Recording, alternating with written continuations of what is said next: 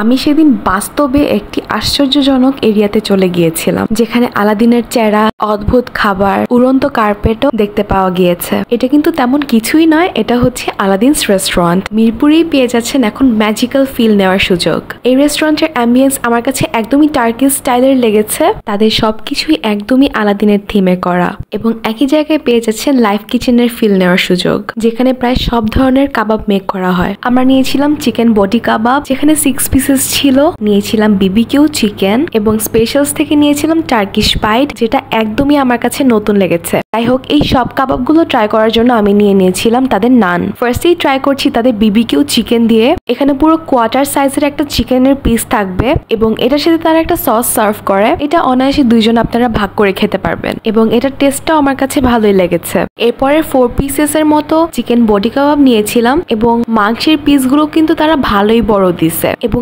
আমার কাছে এটা 10 আউট অফ 10 লেগেছে। এটা আমি রেকমেন্ড করব, অবশ্যই গিয়ে ট্রাই করবেন। This one is worth taking, and এটাকে নান দিয়ে খেতেও অনেক ভালো লাগতেছিল। আর আজকে আমি সবচেয়ে বেশি এক্সাইটেড ছিলাম যেটার জন্য, এই টার্কিশ পাইটা খাওয়ার জন্য। এটা না পিকচারে দেখে আমার কাছে একদমই পিৎজার মতো লাগতেছিল। পরে আমি না কনফিউজড হয়ে গেছি যে এটা আসলে কি। দেন আমি তাদেরকে আস্ক করি, দেন তারা আমাকে বলে যে এটা নাকি একটা টার্কিশ ফুড। এটার মধ্যে না একটা কাবাব টাইপের ছিল, প্লাস এখানে আপনার ব্রেডের উপরে অনেক সালাদ দিয়ে দিছে, অ্যান্ড এটা না অনেক ভালো লাগতেছিল খেতে। দ্য প্রাইস ওয়াজ 315 টাকা, and I think it's worth taking. আমার পাশেই কিন্তু এখানে লাইভ একদম কাবাব মেক করতেছিল।